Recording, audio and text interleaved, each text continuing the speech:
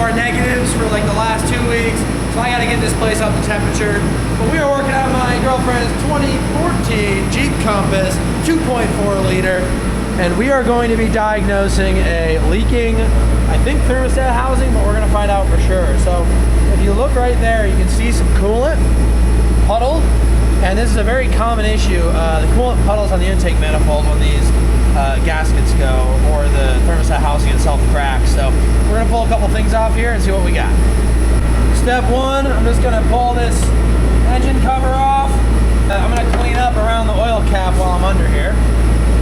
Right as I pulled the engine cover off, it exposed to me there's coolant on this little tray right here.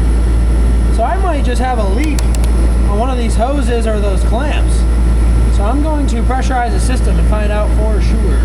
Now we're gonna pressure test the system just to really fully confirm where that leak is. I think I've got the right stuff here, but we'll see if we just wind up throwing a bunch of coolant in our faces or not.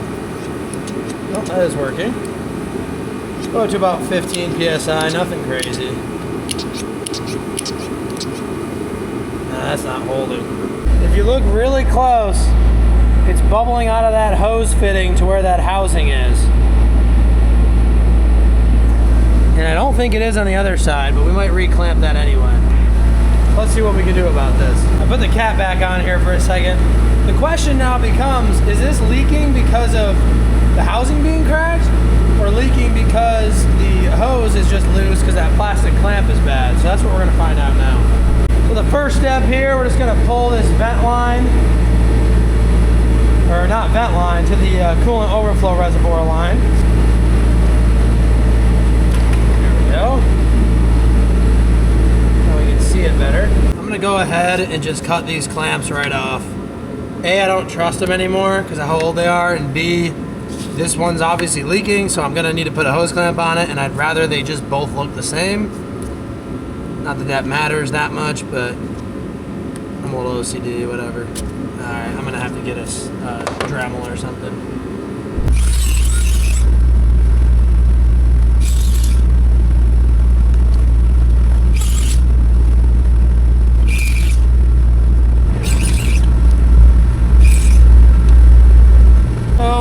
Once I got those clamps off, both these hoses are pretty loose. This one's a little tighter. So I'm hoping that I can just slap a new clamp on there and be good to go. A change of plans. I went to mess with these hoses a little bit.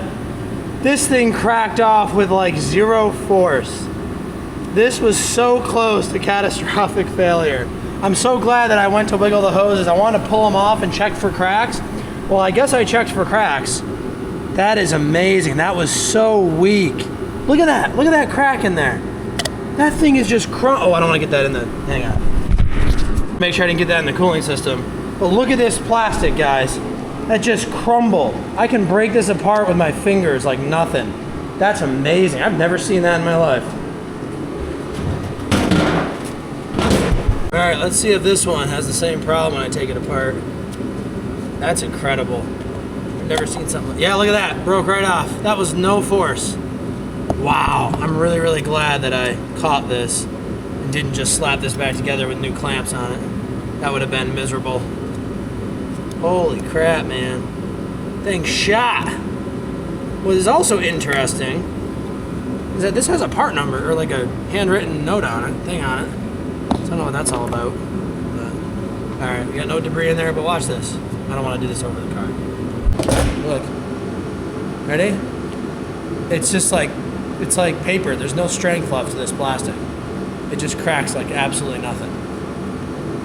So watch out for that if you got one of these cars. All right, folks, we got your good old Dorman 902-305er.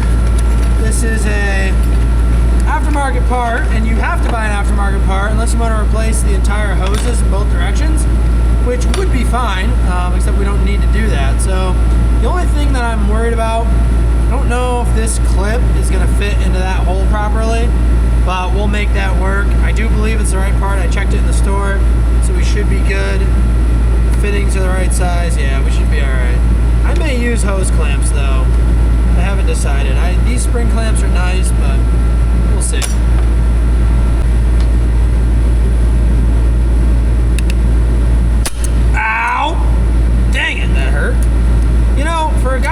cars as much as I do, I really should invest in a pair of friggin' hose clamp pliers. To be honest, I have no idea why I haven't done that yet, but alas, here we are, doing them the old-fashioned way.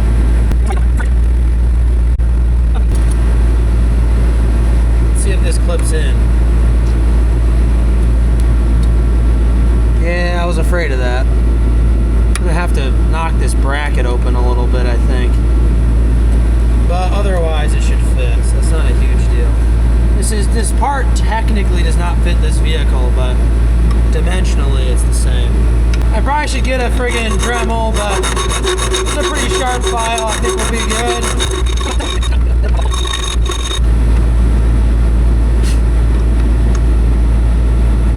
Boom! Fits like a glove, baby. Now we gotta take our part here. Just kind of slide that in one side. Slide this guy in the other, and then we got to move our clamps. I'm going to rotate this one back, I think. It'll be easier than going forward with it. Just like that. Nice little crimp. Make sure the clamp is pretty straight. That looks good. You know, I thought about buying new hoses when I did this, but I didn't. So I figure I can always get new hoses for it, worst case. This part's pretty cheap, so whatever.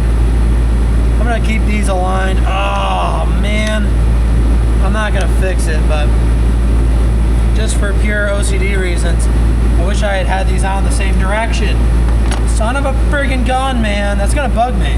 I'm gonna leave it because I'd rather not mess with this plastic any more than I have to, but it is gonna bug me. So anyway, that should do it. And I did check that cap at the store. Now I want to pressure test the system again and make sure we don't have leaks anywhere else. So that's what we're going to do next. So I'm losing a little bit of pressure. However, you can see if you look close that my seal is not perfect on this fitting like I suspected. So as long as I'm holding pretty good, although that might have just sealed it up. A little bit of a turn there. I'm just going to kind of do my best judgment here. We're at 15 right now.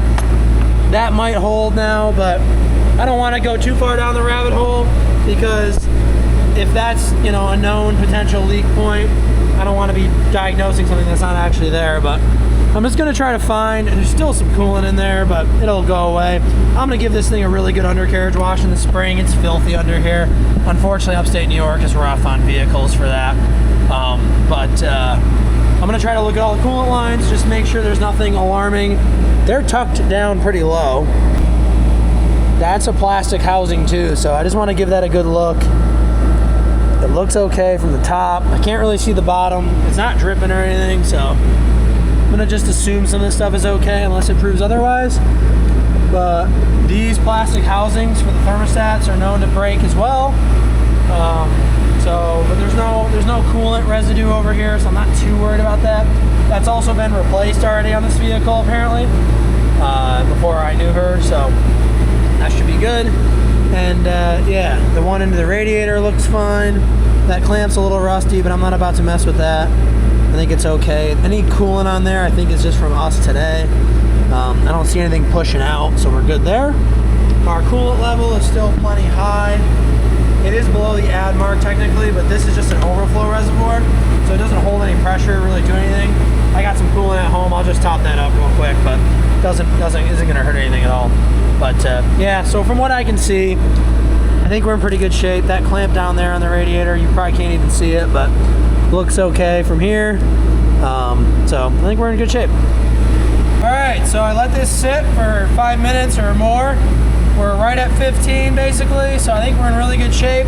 We've also inadvertently tested the head gaskets, so that's always good. So we're gonna bleed the pressure off here.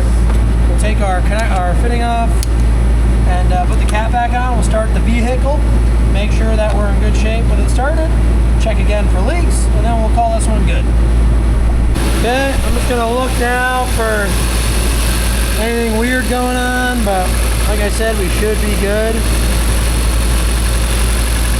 Still got coolant everywhere. I keep air spraying this and it just like appears, so that's just gonna be what it's gonna be. Our level's not going down drastically or anything. These look solid. I'll leave these spring clamps on. If I have to, I can swap them out, but what the heck. I paid for them, I might as well use them, right? So yeah, I think that'll end this one, guys. As always, thanks for watching. See you on the next one.